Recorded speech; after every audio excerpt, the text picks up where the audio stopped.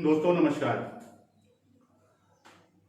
कल की क्लास में थार्नडाइक के संबंधवाद सिद्धांत की चर्चा किया था और संबंधवाद में उनके प्रयोग पर, संबंधवाद है क्या, उसके विभिन्न उपनाम और प्रयोग के आधार पर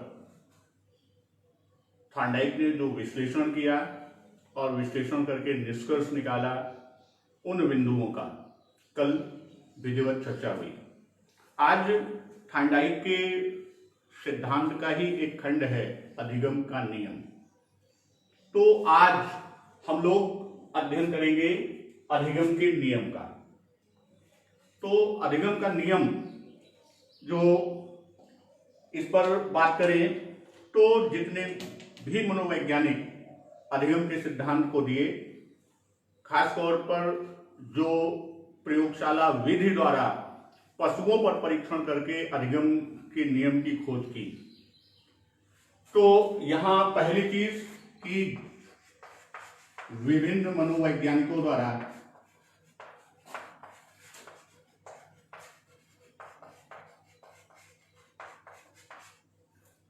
किस आधार पर, प्रयोगशाला विधि के आधार पर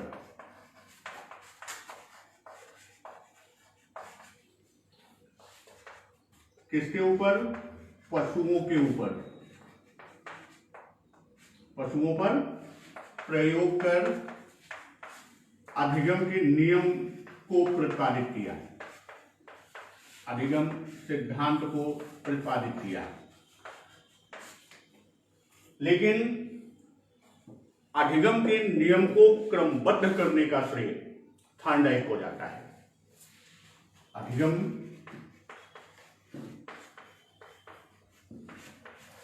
के नियम को क्रमबद्ध करने का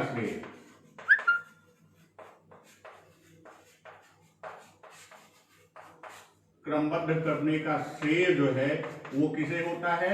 वो थार्नडाइक को जाता है। और अधिगम के नियम की जब बात आती है कि अधिगम का नियम किसने दिया है, तो वह नाम आता है थार्नडाइक का।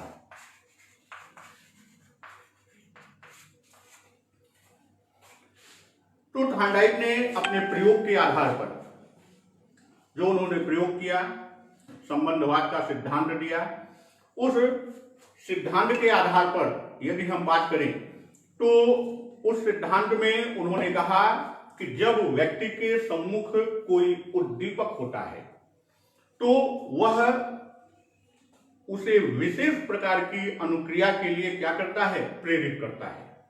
थार्नडाइक ने अपने सिद्धांत में क्या कहा था?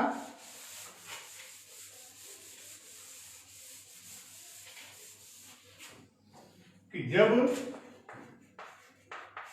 व्यक्ति के सामने, उसके सम्मुख कोई उद्दीपक होता है तो वह, अर्थात उद्दीपक उसे क्या करता है? विशेष अनुक्रिया के लिए प्रेरित करता है।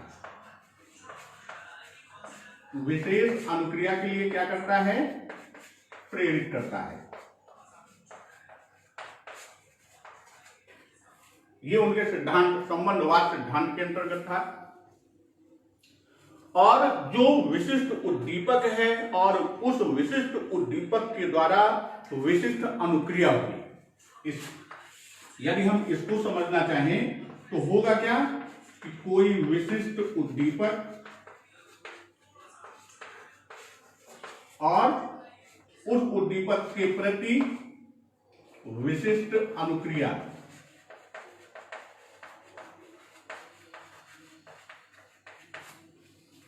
इन दोनों के मध्य, इनसे संबंधित यदि हम बात करें तो इन्हीं के मध्य क्या होता है? संबंध निर्माण होता है, या ये कह सकते हैं कि इनके मध्य ही क्या होता है? इनके मध्य अधिगम क्रिया निहित होती है। जो अधिगम क्रिया है वह इन्हीं के मध्य, यानी उद्दीपक विशिष्ट और विशिष्ट अनुक्रिया के बीच होती है और इनके मध्य क्या होता है, संबंध स्थापित होता है, और यही जो संबंध स्थापित होता है यही अधिगम के रूप में परिभाषित किया जाता है। अब यहां बात आती है कि जो ये संबंध बनता है, जो किनके बीच, विशिष्ट उद्दीपक और विशिष्ट अनुक्रिया के मध्य जो संबंध बनता है, वह संबंध बनने का कार्य कौन करता है, इनके मध्य जो संबंध बनेगा वह कार्य कौन संपादित करता है, वह कार्य उस व्यक्ति का मस्तिष्क जो है वो संपादित करता है। कार्य कौन करता है, मस्तिष्क करता है। अब अधिगम प्रक्रिया के दौरान ये जो मस्तिष्क का कार्य है, कौन, इन दोनों के मध्य जो संबंध को स्थापित करना है, तो यह मस्तिष्क करेगा। तो जो आपकी अधिगम प्रक्रिया चल रही है, जो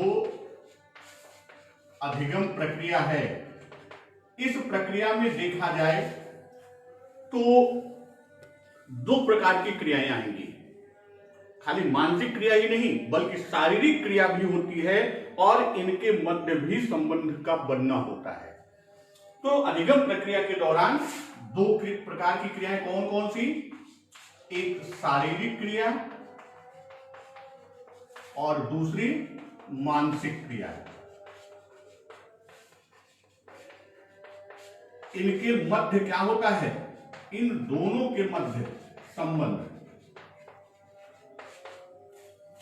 मानसिक और शारीरिक दोनों के मध्य क्या होता है, संबंध बनना होता है या संबंध का बनना आवश्यक होता है। तो इस आधार पर अपने प्रयोग के ऊपर उन्होंने इन आधारों को ध्यान में रखकर अधिगम के दो प्रकार के नियम को दिया। एक अधिगम के अंतर्गत मुख्य नियम की बात की, प्राइमरी लॉ की बात की, और दूसरा सामान्य या गौण नियम की बात की। तो जो गौण नियम है उसमें उन्होंने 5 नियम की बात की और मुख्य नियम के अंतर्गत उन्होंने 3 नियम की बात की।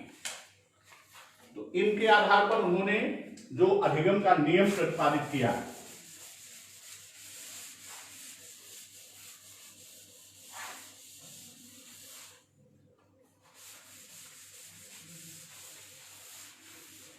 अधिगम के नियम में उन्होंने दो, एक को कहा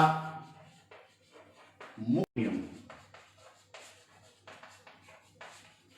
प्राइमरी लॉ और सेकेंडरी लॉ। मुख्य नियम के अंतर्गत इन्होंने 3 नियम की बात की और नियम की चर्चा की। मुख्य नियम में 3 कौन कौन से थे? मुख्य नियम में यदि हम बात करें तो तत्परता का नियम, अभ्यास का नियम और प्रभाव का नियम। वहीं जब हम गौण नियम की बात करते हैं तो गौण नियम में उन्होंने बहुअनुक्रिया का नियम दिया, मनोवृत्ति का नियम दिया, आंशिक क्रिया का नियम दिया और साहचर्यात्मकता का नियम दिया। तो इस तरह 3 मुख्य और 5 गौण नियमों की इन्होंने चर्चा की। तो यहां हम चलते हैं मुख्य नियम के पहले खंड से एक एक नियम की हम चर्चा करते हैं।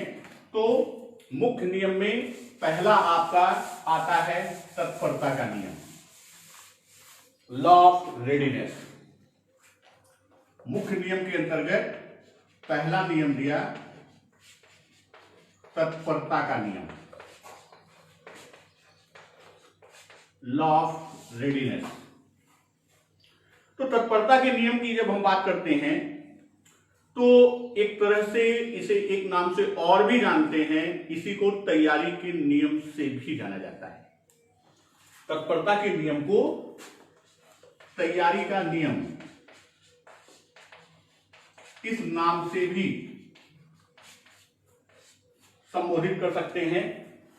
तो यहां जब हम बात करते हैं तत्परता या रेडीनेस की बात करते हैं या तैयारी की बात करते हैं, तो जब कोई उद्दीपक अनुक्रिया बंधन बनता है, किसके किसके बीच, उद्दीपक और अनुक्रिया के बीच में जब बंधन बॉन्ड बनता है, तो जो व्यक्ति के अंदर का न्यूरॉन है और उसके संपर्क में आने वाले विशिष्ट अंग होते हैं, उनके बीच विशिष्ट समुच्चय वाली एक संवहन इकाई का निर्माण होता है।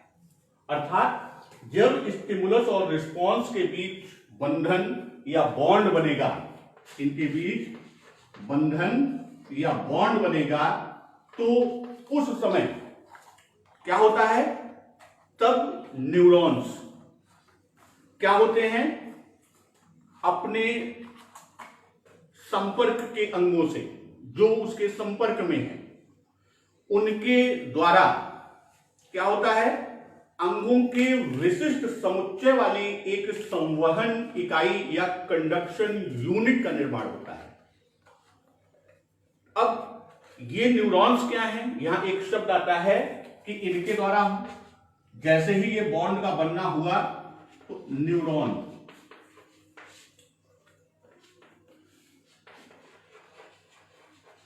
जो न्यूरॉन है, तो न्यूरॉन की बात करते हैं तो न्यूरॉन में होता क्या है, यह अगर देखा जाए न्यूरॉन है क्या, तो यह एक वैद्युत कोशिका की तरह होता है। एक सामान्य कोशिका की ही तरह ये भी सेल्स होते हैं, कोशिकाएं होती हैं, और यह करती क्या है, इनका काम क्या है कि इन कोशिकाओं में विद्युत चुंबकीय प्रक्रिया से, जो विद्युत चुंबकीय प्रक्रिया है, उससे यह संदेश को प्रवाहित करता है, अर्थात मैसेज को ट्रांसमिट करता है। और किसी चीज को छूने से, सुनने से अर्थात ध्वनि से, या स्पर्श से, या प्रकाश से, उनके दौरान ये तीन चीज किसी भी प्रकार से होगा, चाहे वो छूना हो, सुनना हो या प्रकाश देखना हो, तो इनके दौरान ये न्यूरॉन ही प्रतिक्रिया करते हैं और अपने सिग्नल को मस्तिष्क यानी दिमाग और जो हमारा स्पाइनल कॉर्ड है उनको ये भेजते हैं। तो कहने का यहां आशय जो थॉर्नडाइक का है कि जब वो एसआर बॉन्ड बनता है, अर्थात उद्दीपक अनुक्रिया का बंधन बनता है, उस समय न्यूरॉन्स जो हैं वो एक्टिव होते हैं और अपने संपर्क के अंगों के साथ एक संवहन इकाई अर्थात कंडक्शन यूनिट का निर्माण करते हैं, और उस यूनिट के माध्यम से फिर वह मस्तिष्क में संदेश पहुंचता है और बच्चा तत्पर होता है। तो ये तो इन्होंने बात किया न्यूरॉन्स की। अब हम बात करते हैं, जब न्यूरॉन्स के आगे की स्थिति, वो संदेश मस्तिष्क को भेज दिया, तो इसका आशय क्या है। यहां थॉर्नडाइक ने तत्परता को जो रखा है उसके पीछे का आशय क्या है कि जब ये संवहन इकाई, या हम कह सकते हैं कि कोई संवहन इकाई संवहन के लिए तत्पर होती है, संवहन के लिए क्या होगी, तत्पर होगी, तब ऐसा करना उसके लिए संतोषप्रद होगा, सुखद होगा। अर्थात यह इंटरनल ऑर्गन्स के अपने फंक्शन हैं, जो आंतरिक अंगों की ये प्रक्रियाएं चलती हैं कि अगर बच्चा किसी चीज को सीखने के लिए तत्पर होगा और उस समय उसे सिखाया जाएगा, तो वह उसे सीखकर संतोष प्राप्त करेगा या संतुष्ट होगा। और यदि वह तत्पर नहीं है, अर्थात संवहन इकाई के द्वारा संवहन के लिए वो तैयार नहीं है, उस समय अगर कोई चीज संवहित की जाती है, भेजी जाती है, तो वह उसके लिए कष्टप्रद होगा, या ये कह सकते हैं कि उसमें एक विशेष प्रकार की खीज उत्पन्न होगी, विशेष प्रकार का इरिटेशन आएगा। तो यहां जब हम बात करते हैं प्राणी या व्यक्ति या बालक जब सीखने के लिए तत्पर होता है तो सीखने की क्रिया उसके लिए संतोषप्रद होगी। तत्पर होगा तो स्वाभाविक है कि यह बंधन क्या होगा, यह बंधन प्रबल होगा। अर्थात इनके बीच का जो बंध है, जो बंधन है, जो संबंध है, वह प्रबल होगा, या यूं कहते कि वह दृढ़ होगा। और यदि वह तत्पर नहीं है तो यह बंधन क्या होगा, यह बंधन शिथिल होगा या कमजोर होगा।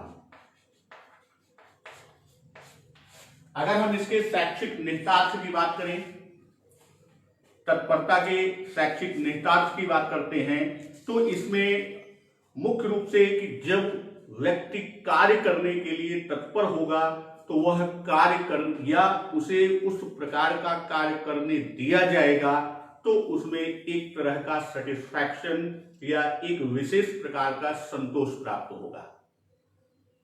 उस आधार पर कहें तो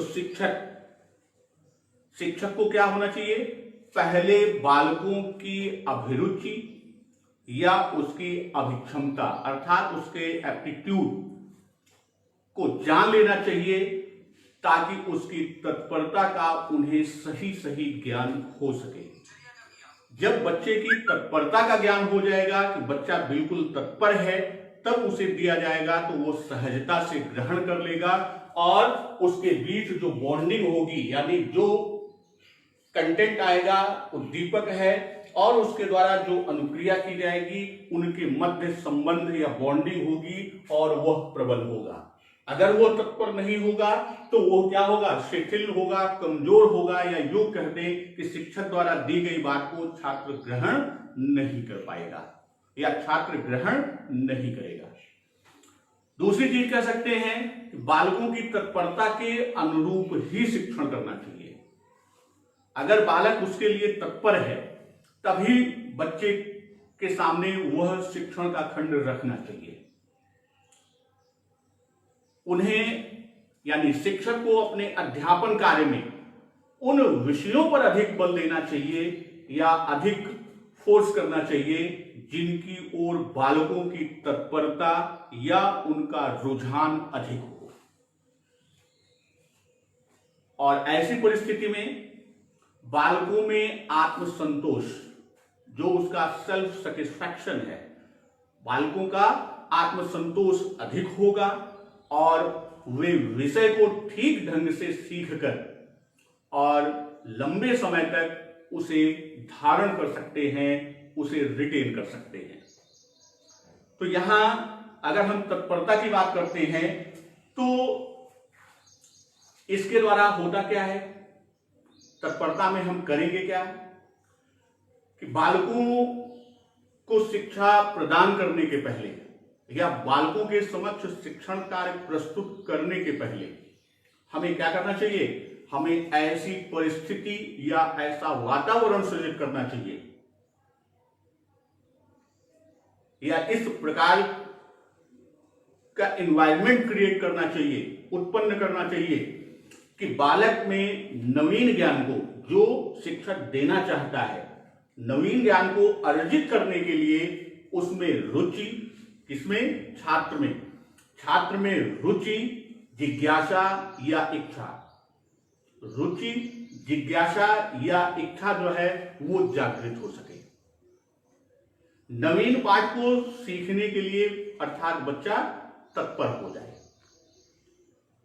यहां हम ये भी बात करते हैं, आप लोग लेसन प्लान बनाते हैं, लेसन प्लान में पाठ प्रस्तुतिकरण के पहले एक महत्वपूर्ण खंड है जो आपके इस तत्परता के नियम को और अधिक समझा देगा। जैसे आप प्रश्न रखते हैं किसका, प्रस्तावना का, तो प्रस्तावना में आप 3 प्रश्न रखते हैं। तो 3 प्रश्न में प्रथम 2 प्रश्न आप पूर्व ज्ञान के रखते हैं और तीसरा प्रश्न आप नवीन ज्ञान का रखते हैं अर्थात प्रकरण का रखते हैं। ऐसा क्यों करते हैं? क्योंकि बच्चे को पूर्व ज्ञान और आपके नवीन ज्ञान, पूर्व ज्ञान के माध्यम से नवीन ज्ञान के लिए आप उसे तैयार करते हैं। उसके अंदर एक विशेष प्रकार की रुचि, उसकी जिज्ञासा या उसकी इच्छा को जागृत करते हैं। और यहां तक कहा गया है प्रस्तावना कौशल में कि यह नवीन ज्ञान और पूर्व ज्ञान के बीच लिंक या कड़ी का काम करता है। और यह तत्परता का नियम की बात करें तो यह नियम हमारा जो शिक्षण सूत्र है, ज्ञात से अज्ञात की ओर, इस नियम में यह सूत्र लागू होता है। अर्थात ज्ञात से अज्ञात की ओर का शिक्षण सूत्र अथवा पूर्व पाठ से कुछ प्रश्न पूछकर, पूर्व पाठ यानी जो इससे पहले का प्रकरण है, कुछ प्रश्न पूछकर नवीन पाठ को प्रारंभ करने की परंपरा जो है, ये सीखने के तत्परता नियम का सर्वाधिक व्यवहारिक उदाहरण है। अगर आप लोग ध्यान दिए हो, मैं प्रतिदिन आता हूं क्योंकि मेरी ऐसी कंडीशन है कि आपके कमेंट्स को मैं देख नहीं सकता क्योंकि मोबाइल का कैमरा कुछ इस तरह से सेट है। लेकिन उस चीज को प्रश्न के रूप में ना कर अगर आप ध्यान दीजिए तो मैं 3 से 4 मिनट का समय आपको पूर्व प्रकरण पर करता हूं। जैसे आज ही मैंने अधिगम के नियम के पहले आपको संबंधवाद यानी कल का जो लेसन था, कल का जो शिक्षण कार्य था, उसके संबंध में मैंने एक बहुत संक्षिप्त रूपरेखा प्रस्तुत की। क्यों? उसका तात्पर्य यही है कि पहले हम आपको कल का एक बार रिफ्रेश कर दें और ये दिखाएं कि उसी से ये संबंधित है, तो स्वाभाविक है कि आपकी इच्छा, रुचि, आपकी जिज्ञासा, ये सारी चीजें जागृत होंगी। और जो शिक्षण सूत्र कहता है ज्ञात से अज्ञात की ओर, जब हम नोइंग एस्पेक्ट यानी जो हमें ज्ञात पक्ष है उससे हम जोड़कर अज्ञात की ओर चलते हैं, तो स्वाभाविक है कि व्यक्ति की इच्छा, जिज्ञासा, रुचि क्या होती है, वो बढ़ जाती है। तो ये आपका तत्परता का नियम है।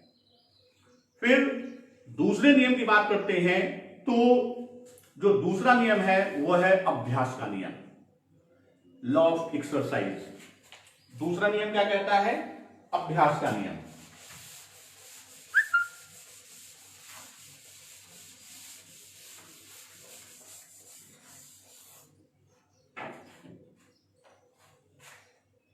दूसरा नियम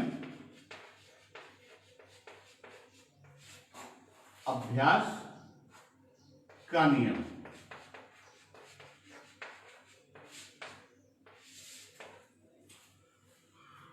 आप लोगों ने कहावत पढ़ी होगी, करत करत अभ्यास ते जड़मति होए सुजान, रसरी आवत जात ते सिल पर परत निशान। यानी बार बार अगर प्रयास किया जाए, जैसे रस्सी के माध्यम से जो कवि ने अपने भाव को देना चाहा कि रस्सी पत्थर पर घिसिए तो आते जाते वो खुद नष्ट तो हो जाएगी लेकिन अपना प्रभाव छोड़ जाएगी, अपना निशान छोड़ जाएगी। तो उसी से हम अभ्यास के नियम की तरफ चलते हैं। तो जो अभ्यास का नियम थार्नडाइक ने दिया, उनका कहना है कि अन्य बातों के समान होने पर, बाकी सारी बातों के समान होने पर अभ्यास से उद्दीपक और अनुक्रिया के बीच का बंधन सुदृढ़ होता है। जो इनके बीच का बंधन है, इनके बीच का बॉन्ड है, ये क्या होता है? अभ्यास के द्वारा जितना अभ्यास करेंगे उतना ही दृढ़ होगा, उतना ही सुदृढ़ होगा, उतना ही मजबूत होगा। तो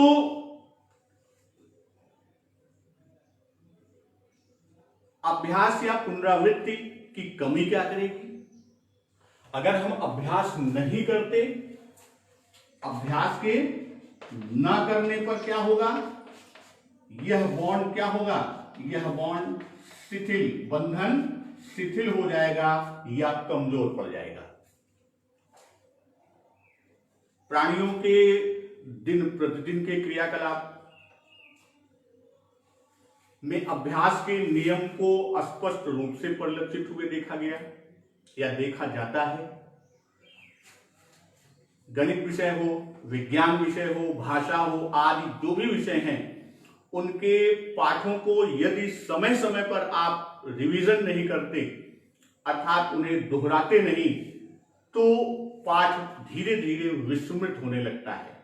तो वो जो विस्मरण की स्थिति आती है, जो विस्मृति होती है, उस विस्मरण का कारण क्या है? अभ्यास के ना होने पर उनके बीच जो ये एक दोनों के मध्य यानी उद्दीपक अनुक्रिया के मध्य का बंधन है, वो बंधन शिथिल होने लगता है, कमजोर पड़ने लगता है और हम पाठ को या कंटेंट को क्या करते हैं? विस्मृत करने लगते हैं, अर्थात वो हमारे स्मरण से विस्मरण के क्रम में चला जाता है। अगर बात करें उद्दीपक अनुक्रिया बंधन, तो अगर अभ्यास के बावजूद भी कभी कभी कई मनोवैज्ञानिकों ने यह दिया कि अभ्यास के कारण सीखने की प्रक्रिया नहीं होती, अर्थात केवल अभ्यास की ही प्रक्रिया करते रहें तो सीखने में लाभ नहीं मिलता। जैसे कहा, बिल्ली के द्वारा सही या गलत अनुक्रिया लगभग समान अनुपात में अभ्यास किया गया था, फिर भी अभ्यास के नियम की वो पुष्टि नहीं करती। अभ्यास की मात्रा समान रहने पर किसी परिस्थिति, अगर अभ्यास की मात्रा को समान रख दे तो परिणाम का ज्ञान होने के कारण, यानी नॉलेज ऑफ रिजल्ट जो है, परिणाम का ज्ञान होने के कारण होता क्या है? प्रक्रिया अधिक दृढ़ होती है, अन्य परिस्थितियों में यह प्रक्रिया दृढ़ नहीं भी होती। तो ये अलग अलग मनोवैज्ञानिकों ने इसका विरोध किया, लेकिन सारे विरोध के बावजूद भी अधिगम के क्षेत्र में अभ्यास के नियम का बहुत ही महत्व है। अगर हम इसके शैक्षिक परिप्रेक्ष्य की बात करें कि इसका शैक्षिक महत्व किस रूप में है, तो छात्रों को कक्षा में अधिक से अधिक बार विषय को या पाठ को क्या करते हैं? दोहराने दें, उसे रिपीट कर दें, उसे रिवीजन करने दें। तो क्या होगा? उन्हें जो लाभ मिलेगा कि सीखे गए विषय को वो अधिक दिनों तक क्या कर पाएंगे? याद कर पाएंगे, यानी अपने स्मरण में रख पाएंगे। इसके लिए शिक्षकों को क्या चाहिए कि छात्रों से बीच बीच में सीखे गए विषय को देखते रहने या उसके रिवीजन की बात को करते रहना चाहिए, अर्थात वो बीच बीच में अपने पाठ का रिवीजन करते रहें, अर्थात पाठ को रिवाइज करते रहें, दोहराते रहें। कक्षा में आगाह कर देना चाहिए छात्र को, उसे अलर्ट कर देना चाहिए कि सीखे गए विषय को बीच बीच में यदि दोहराएंगे नहीं तो वह उनका विस्मरण हो जाएगा।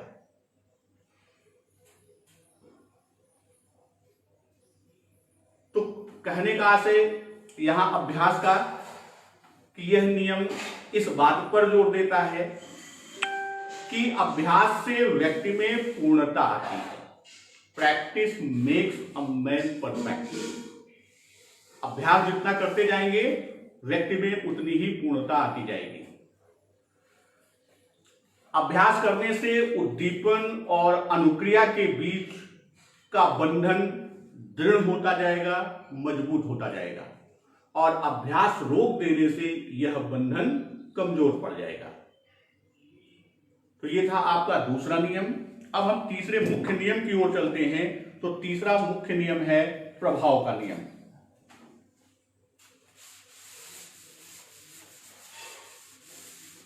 सीखने का तीसरा नियम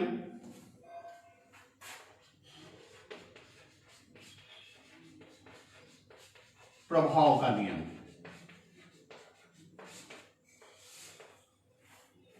प्रभाव का नियम कहता है कि जब किसी उद्दीपक और अनुक्रिया के मध्य कोई ऐसा परिवर्तनीय बंधन बनता है, अर्थात उसे मॉडिफाई कर सके, परिवर्तन कर सके, संशोधन कर सके, परिमार्जन कर सके, तो जो परिवर्तनीय बंधन बनता है जिसके साथ या उपरांत अर्थात बाद में तो कोई संतोषप्रद स्थिति उत्पन्न होती है, तब वह अन्य बातों के समान रहने पर उद्दीपक अनुक्रिया बंधन को सुदृढ़ करता है।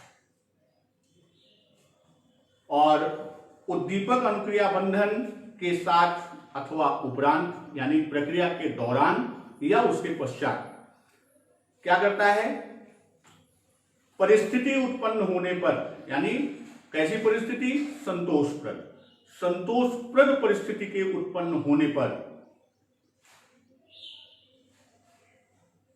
जिस अनुक्रिया को करने से अथवा करने के उपरांत प्राणी सुखद अनुभूति करेगा, वह अनुक्रिया उससे संबंधित उद्दीपन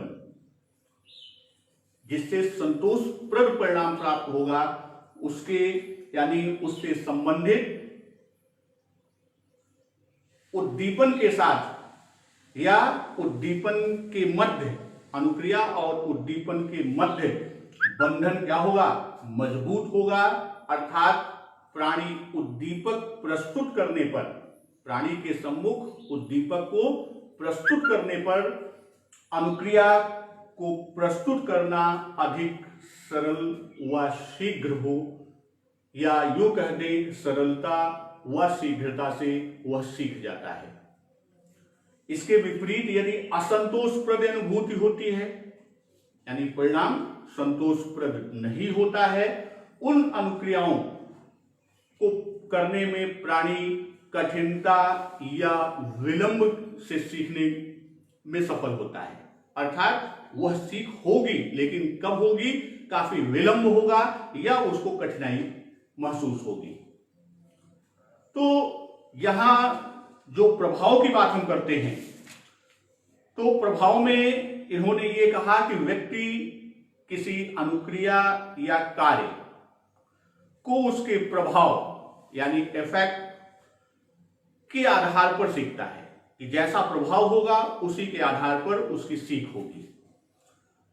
कार्य या अनुक्रिया का प्रभाव व्यक्ति में या तो संतोष प्रदान करेगा या उसमें एक विशेष प्रकार की खींच को उत्पन्न करेगा।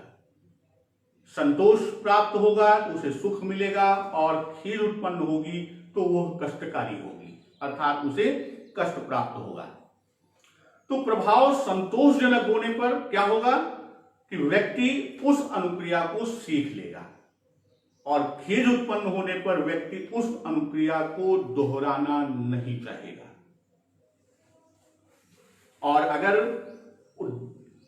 प्रभाव के नियम की उपयोगिता की बात करें कि कक्ष में यह उपयोगी कैसे होगा, तो शिक्षकों को कक्षा का वातावरण डरावना बनाकर न रखें, अर्थात क्लासरूम एनवायरनमेंट को बिल्कुल भयभीत करने वाला न हो, उसमें बच्चों में डर या भय उत्पन्न न हो, बल्कि कैसा हो कि इस प्रकार हो कि छात्र अधिक से अधिक खुशी द्वारा या खुशनुमा माहौल में अध्यापन से संतुष्ट हो।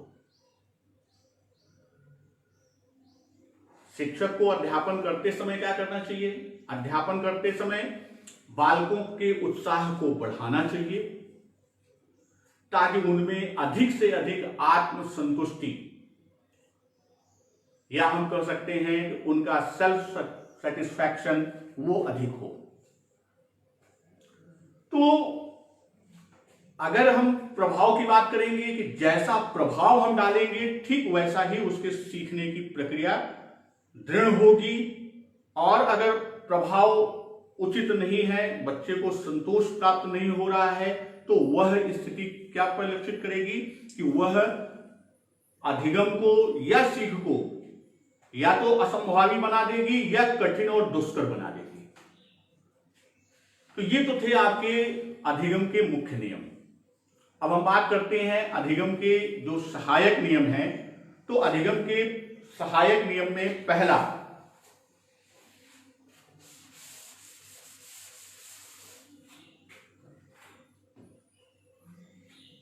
अधिगम के सहायक या गौण नियम। पहला आपका है, कुल कितने हैं, कुल 5 का उल्लेख किया। पहला है बहु अनुक्रिया का नियम।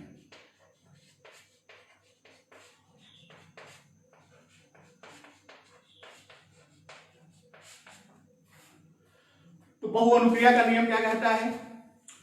ये इसका आशय ये है, इस नियम के अंतर्गत जो थॉर्नडाइक ने कहा, नई परिस्थिति में प्राणी जब तक, जैसे आप थॉर्नडाइक के प्रयोग में देखा कि जब तक उसे सफलता नहीं मिल गई तब तक, या यहां बताया तो वह विभिन्न रिस्पॉन्स करता है, और तब तक करता है जब तक उसे क्या वांछित परिणाम नहीं मिल जाता। तो यानी बहु अनुक्रिया की बात ही यही है कि मल्टीपल रिस्पॉन्स, कि वह बहुत सारी अनुक्रियाएं करता है और तब तक करता रहता है जब तक कि उसे वांछित परिणाम प्राप्त न हो जाए। दूसरा कहता है मनोवृत्ति का नियम। दूसरा गौण नियम क्या है? मनोवृत्ति का नियम। मनोवृत्ति का नियम क्या कहता है कि सीखने की प्रक्रिया सीखने की प्रक्रिया व्यक्ति के समग्र दृष्टिकोण या उसके पूरी मनोवृत्ति को निर्देशित करती है। यहां क्या कहता है कि वह उसकी मनोवृत्ति को क्या करती है? निर्देशित करती है। जैसे अभी शुरुआत में हमने बात किया था कि वहां शारीरिक और मानसिक दोनों प्रकार की क्रियाओं में संबंध, तो वह उसके पूरे मनोवृत्ति को निर्देशित करती है, या हम इसे ये भी कर सकते हैं कि वह पूरे समग्र दृष्टिकोण को जो है वो वेरीफाई करती है, यानी उसका जो भी रूप है उसके संपूर्ण पक्ष पर वो आधारित होता है, और प्राणी उसी कार्य को अच्छे ढंग से कर सकता है जिसे करने में उसकी मनोवृत्ति होती है, जिसे करने में उसकी मनोवृत्ति होती है। शिक्षण की प्रक्रिया को देखें तो बहुत हद तक व्यक्ति की मानसिक वृत्ति, यानी उसका जो मेंटल सेट है, हम आप साइको क्यों पढ़ते हैं? सिर्फ बच्चों की मानसिक स्थिति को जानने के लिए कि बच्चे की मानसिक स्थिति के अनुरूप हम शिक्षण कार्य करें। जैसे आप लोगों को याद हो, इन्फेंसी पीरियड में जब नेचर ऑफ एजुकेशन की मैं बात कर रहा था तो बात किया था नर्चर की। तो नर्चर है क्या? नर्चर के एक एक लेटर का एक एक मीनिंग था, जिसमें पहला लेटर एन जो था वो वही कहता था नेचर ऑफ चाइल्ड, यानी बच्चे की प्रकृति क्या है, उसका स्वभाव क्या है, उसकी रुचि क्या है, उसकी अभिवृत्ति क्या है। सेकंड लेटर यू होता है यूटिलाइज, यानी हमें बच्चों के नेचर को ही यूटिलाइज करना है।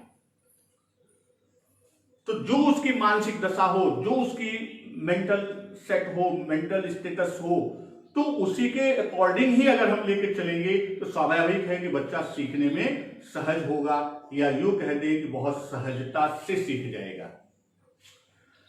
तो तीसरा नियम है आंशिक क्रिया का नियम।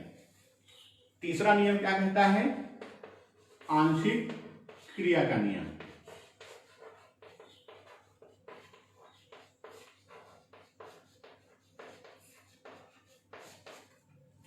आंशिक क्रिया का नियम क्या है? इसके अनुसार, अर्थात थॉर्नडाइक के इस नियम के अनुसार हम बात करें तो प्राणी सीखने की परिस्थिति में सुसंगत, रेलिवेंट होता है, और असंगत तत्वों को पहचानकर केवल सुसंगत पक्षों के प्रति ही अपनी अनुक्रिया करता है।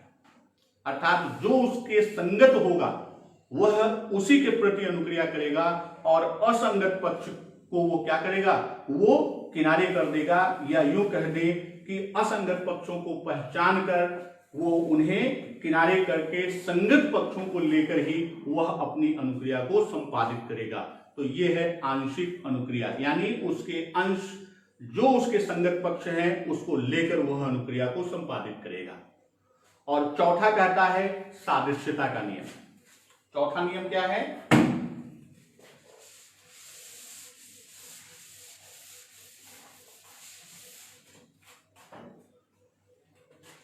चौथा नियम है सादृश्यता का नियम।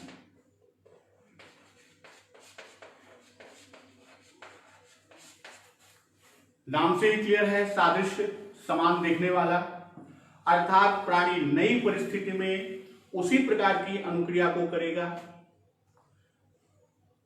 कैसे? जिस प्रकार की अनुक्रिया वह लगभग समान परिस्थिति या सादृश्य परिस्थिति में पूर्व समय में, यानी पूर्व के सादृश्य परिस्थितियों में वह सफल हो चुका है या सफलता प्राप्त कर चुका है। तो जो लॉ ऑफ एनालॉजी की बात करते हैं कि जो नवीन परिस्थिति आई है उसके समान के पूर्व की परिस्थिति में जिस प्रकार, यानी जिन अनुक्रियाओं के माध्यम से वो सफलता प्राप्त किया था, उसी अनुक्रिया को यहां पर करके नवीन परिस्थिति में सफलता को प्राप्त करेगा। और पांचवा नियम ये कहता है कि साहचर्यात्मक रूपांतरण का नियम। पांचवा नियम कहता है साहचर्यात्मक रूपांतरण का नियम।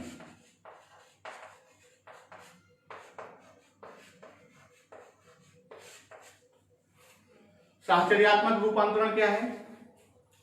किसी संवेदनशील परिस्थिति में बच्चा किसी संवेदनशील परिस्थिति में या संवेदनशील परिस्थिति से जोड़कर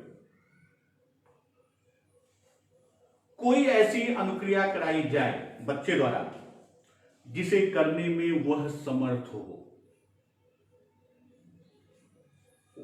अगर देखा जाए तो यह नियम जो है अनुबंधन सिद्धांत की ओर क्या करता है? संकेत करता है। अर्थात बच्चों से हमें उन्हीं क्रियाओं को संपादित कराना चाहिए जो करने में वह समर्थ हो।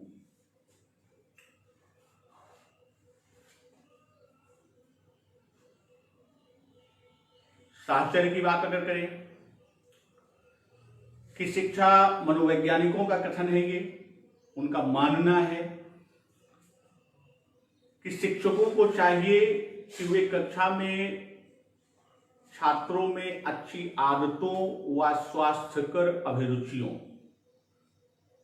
जो हेल्दी इंटरेस्ट की बात कर रहे हैं हम, उत्पन्न करें, जिससे बाद में छात्र अन्य परिस्थितियों में इन आदतों और अभिरुचियों का लाभ प्राप्त कर सके।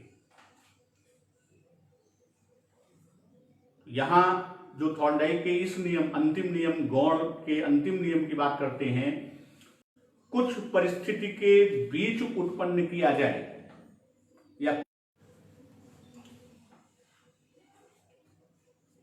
तो अंत में वही अनुक्रिया बिल्कुल एक नए उद्दीपन से भी उत्पन्न हो जाएगी। परिस्थितियां एक ही जैसी परिस्थिति चल रही है और और हम करें क्या कि अनुक्रिया एक बिल्कुल ही नए उद्दीपन से भी उत्पन्न करा दिया जाए। नई परिस्थिति का मतलब वहां एक नया उद्दीपक की परिस्थिति को हम ला दें और अनुक्रिया अनुक्रिया का जब रूप एक नए रूप में आएगा उद्दीपन के साथ, तो वह